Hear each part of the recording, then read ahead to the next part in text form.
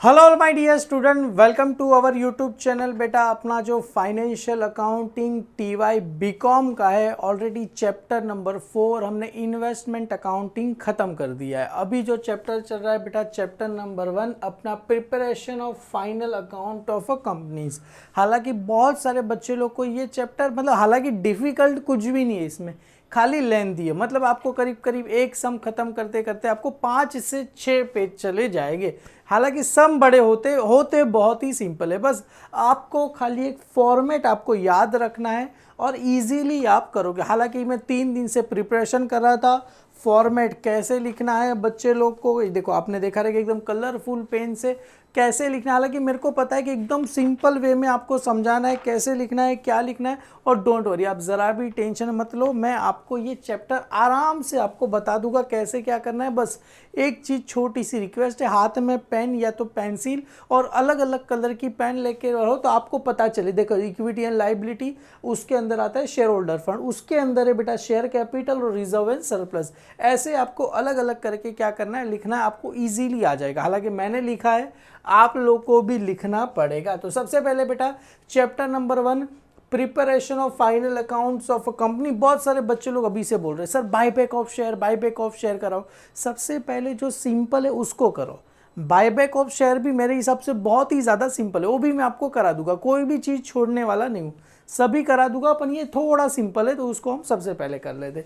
Preparation of final account of a companies बेटा, सबसे पहले फॉर्मेट। बेटा अभी तक हमने जो भी सीखा है ना, वो कैसे सीखा है आप सबको याद हो। हालांकि आप लोग टीवाई के बच्चों, आप लोग को पता है 12th में पता है टी फॉर्मेट में हमने सीखा था। यहाँ पर क्या होता है, यहाँ पर लाइबिलिटी होता है, यहाँ पर अमाउंट, यहाँ पर असेट्स होता है। हम क्या लिखते हैं, बैलेंस शीट एज ऑन 31 मार्च वगैरह लिखते हैं। ये वर्टिकल है बेटा। हालांकि हम टीवाई के बच्चे एफवाई में जब हमने किया था तो हमने आगे लिखा था vertical balance sheet, vertical profit and loss account, पर अभी लिखने की जरूरत नहीं, टीवाई में आ गए हो आप लोग। Preparation of final account of a companies, name of the company, यहाँ पर बैलेंस शीट एज एट जब भी रहेगा 31 मार्च 2017-18 जितने भी रहेंगे लिखे, बैलेंस शीट एज एट 31 मार्च। पर्टिकुलर नोट्स अमाउंट, आप चाहो तो 2 अमाउंट के कॉलम बना सकते हो, एक बनाओगे तो भी चलेगा। मैंने एक बनाया, हालांकि मैं जस्ट फॉर्मेट ड्रॉ कर रहा हूँ। एक्चुअली में जब करेंगे तब 2 अमाउंट के कॉलम, पर्टिकुलर नोट्स अमाउंट का आपको बना देना है। सबसे पहले बेटा यहाँ पर है लाइबिलिटी, इक्विटी एंड लाइबिलिटीज। देखो 2 होता है, ये लाइबिलिटी हो गया, इक्विटी एंड लाइबिलिटी, और उसके नीचे आते हैं असेट्स। हालांकि बुक क्या देखोगे तो बहुत कॉम्प्लिकेटेड है, क्लियर है। मैंने एकदम सिंपल वे में जितना अपने को इंपॉर्टेंट है उतना ही आपके लिए लिखा। इक्विटी एंड लाइबिलिटी, उसके अंदर आते हैं बेटा शेयर होल्डर फंड।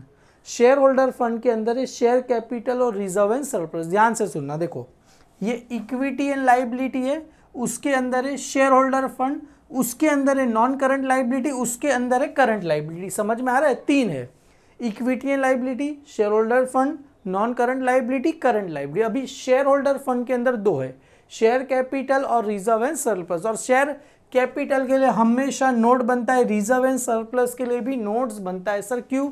अरे शेयर कैपिटल कौन से होते हैं, इक्विटी शेयर, प्रेफरेंस शेयर, तो उसके लिए आपको अलग से नोट्स बनाना पड़ेगा। और सबसे पहले लिखना पड़ेगा ऑथोराइज शेयर कैपिटल। याद आया आपको?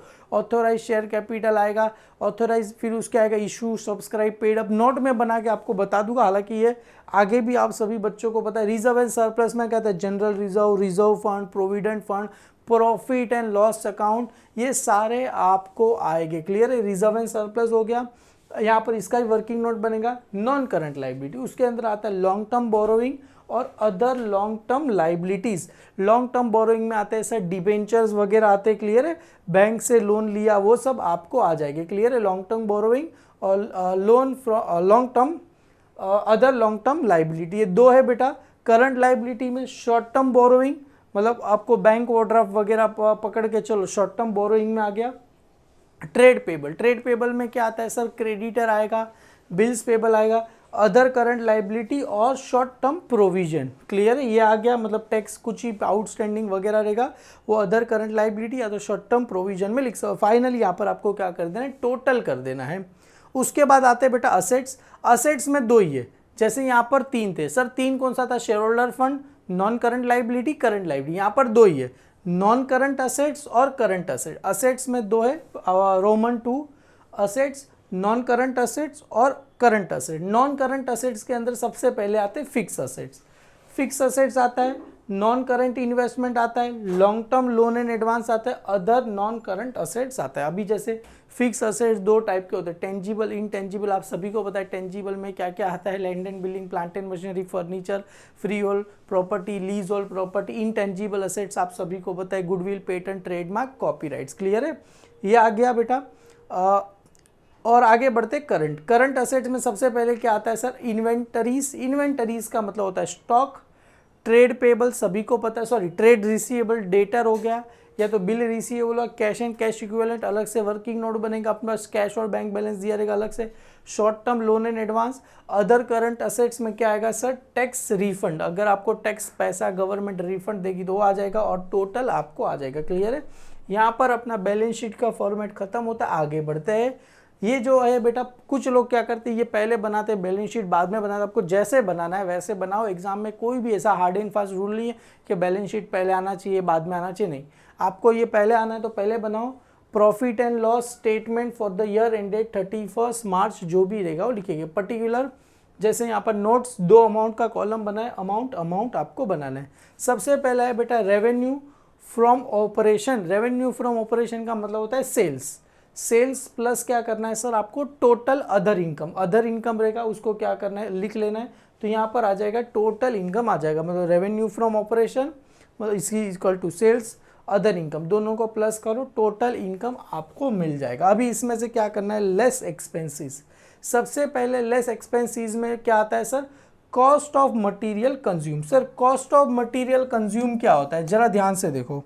कॉस्ट ऑफ मटेरियल कंज्यूम, इसके लिए अलग से आपको नोट बनाना है, पर्टिकुलर अमाउंट लिखे, नोट लिखना है। Note number 1 cost of material consume, उसके अंदर सबसे पहले आता है sir opening stock of raw material, add purchase of raw material, add purchase related expense. Purchase related expense में क्या आएगा, फ्रेड आएगा, कस्टम ड्यूटी आएगा, डॉक चार्जेस आएगा, कैरेज ऑन परचेज आएगा। क्लियर है, ये सारे को ऐड करना है। लेस क्या हो जाएगा सर, परचेज रिटर्न लेस हो जाएगा, और closing stock of raw material ये आपका क्या रहेगा सर, एडजस्टमेंट रहेगा। क्लियर है, क्लोजिंग स्टॉक आपको पता रहेगा इन्वेंटरीज में जाएगा, और सेकंड इफेक्ट कहाँ पर आएगा, ये cost of raw material consume में से क्या हो जाएगा, लेस हो जाएगा। समझ में आया बेटा, cost of raw material consume कैसे मिलेगा, opening stock of raw material, purchase of raw material, purchase related expense, उसमें जैसे मैंने बताइए freight, custom duty, dock charges ये वगैरह आएगा, परचेज रिटर्न और closing stock of raw material. सभी को क्या करना है, ये दोनों लेस हो जाएंगे, क्लोजिंग स्टॉक और परचेज रिटर्न लेस हो जाएगा। परचेज रिटर्न को दूसरा क्या बोला जाता है, रिटर्न आउटवर्ड बोला जाएगा। यहाँ पर आपको मिल जाएगा ये चीज़, आपको यहाँ पर इसका अमाउंट आपको लिख देना है। सेकेंड आएगा बेटा एम्प्लॉय बेनिफिट एक्सपेंस। क्लियर है सर, एम्प्लॉय बेनिफिट एक्सपेंस में क्या आएगा, जैसे wages and salary, employment related, employment क्या आएगा, सैलरी एंड वेजिस आएगा, बोनस टू एम्प्लॉयज़ आएगा, फिर डायरेक्टर रेम्यूनरेशन, ये सारे के सारे खर्चे बेटा आ जाएंगे। सभी खर्चे को ऐड करके आपको यहाँ पर क्या करना है, लिखना है। वर्किंग नोट नंबर इसका क्या बना देंगे, 2 बना देंगे। थर्ड आएगा बेटा फाइनेंशियल कॉस्ट, ये इसके लिए भी अलग से वर्किंग नोट बनेगा। फाइनेंशियल कॉस्ट में क्या क्या आता है सर, सबसे पहले फाइनेंशियल कॉस्ट में आएगा सर यहाँ पर रहा debenture interest paid, interest expense, और यहाँ पर आएगा इंटरेस्ट ऑन लोन। क्लियर है, ये सारे डिबेंचर आपको पता रहेगा, डिबेंचर लॉन्ग टर्म बोरोइंग में आएगा, डिबेंचर को इंटरेस्ट पे किया, इंटरेस्ट एक्सपेंस हो गया, इंटरेस्ट ऑन लोन, सभी को ऐड करो और यहाँ पर आपको लिख देना है। क्लियर है, डन। आगे बढ़ते हैं बेटा, change in inventories. Change in inventories का मतलब होता है फिनिश गुड, जैसे मैंने आपको बताया, इसके लिए भी आपको अलग से, ये हर बार नहीं रहेगा चेंज इन इन्वेंटरीज, कोई सम में आपको रहेगा। तो चेंज इन इन्वेंटरीज में क्या आता है, opening stock of finish good, purchase of finish good और less closing stock. Closing stock का 2 इफेक्ट सभी को पता रहेगा कि यहाँ पर लेस हो जाएगा और इन्वेंटरीज में चला जाएगा, बैलेंस शीट असेट साइड पे। क्लियर है, opening stock of finish good, purchase of finish good और closing stock of finish good. Clear है, ये क्लोजिंग स्टॉक लेस होने वाला है। क्लियर है, डन। तो ये आपको जो भी अमाउंट आया आपको यहाँ पर लिखना है।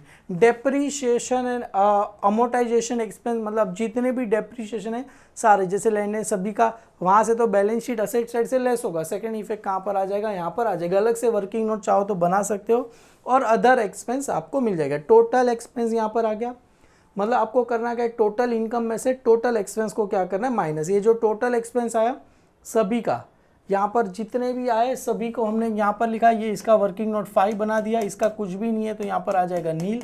सभी का क्या करना है, यहाँ पर सभी जितनी भी आए सभी को ऐड करके लिख दिया टोटल एक्सपेंस। टोटल इनकम में से टोटल एक्सपेंस को क्या करना है, माइनस करना है। तो यहाँ पर आपको आएगा, जैसे आपको ये जो आया, ये टोटल इनकम ऊपर था, इसमें से क्या करना है, लेस टोटल एक्सपेंस हम क्या करेंगे सर, माइनस करेंगे। तो टोटल इनकम में से टोटल एक्सपेंस माइनस करेंगे तो क्या मिलेगा, profit before exceptional and extraordinary item and tax. Clear, exceptional and extraordinary item है, ऐसे लिखना पड़ेगा। क्लियर है, जो आएगा मैं बता दूँ, अभी टेंशन मत लो। Profit before exceptional and extraordinary item and tax. अभी लेस क्या होगा सर, एक्सेप्शनल आइटम लेस हो जाएगा तो क्या मिलेगा, profit before, exceptional item less हो गया, extra ordinary item and tax. Less क्या करना, एक्स्ट्रा ऑर्डिनरी आइटम, तो क्या मिलेगा, प्रॉफिट बिफोर टैक्स मिलेगा। क्लियर, तो सिंपल ही है, profit before exceptional extra ordinary item and tax less exceptional, तो क्या मिलेगा, profit before extra ordinary item and tax. फिर क्या मिलेगा, profit extra ordinary item less करो प्रॉफिट बिफोर टैक्स। अभी लेस टैक्स, टैक्स में दो है बेटा, दो टाइप के टैक्स है। सबसे पहले है बेटा provision for tax for current year, current year का टैक्स है, और शॉर्ट प्रोविजन फॉर टैक्सेशन, मतलब लास्ट ईयर का टैक्स रहेगा तो पे करना बाकी रहेगा, इसको बोला जाता है डेफर्ड टैक्स। क्लियर है, ये दिया रहेगा, इसका नाम याद रखना, डेफर्ड टैक्स रहेगा। क्लियर है, तो ये जो भी आंसर आएगा, profit and loss for the period for continuing operation, इसको बोला जाता है सरप्लस। ये सरप्लस कहाँ चला जाएगा अपने लिए, रिजर्व एंड सरप्लस में क्या होगा, चला जाएगा। हम जो वर्किंग नोट बनाने वाले हैं ना रिजर्व एंड सरप्लस के लिए, उसमें क्या हो जाएगा, ये ऐड हो जाएगा। यहाँ पर रिजर्व एंड सरप्लस के लिए हमने जो वर्किंग नोट बनाई थी, यहाँ पर आपको क्या करना है, ऐड करना है बेटा।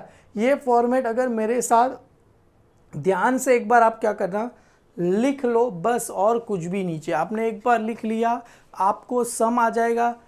फर्स्ट सम से शुरुआत करेंगे, टोटल 11 सम करने वाले, 1-2 सम नहीं, टोटल 11 सम करने वाला हूँ। एकदम अच्छे से डिटेल में मैं कराऊंगा। क्लियर है, जो सारा का सारा इस बुक में दिया गया। और छोटी सी रिक्वेस्ट है, अभी तक अपने ऐप पे जुड़े नहीं हो भाई लोग तो जुड़ जाओ। Accounts bye Hemal sir app आज ही डाउनलोड करो और उसके अंदर बेटा जुड़ जाओ। Thank you so much for your love and support. Thank you, bye bye.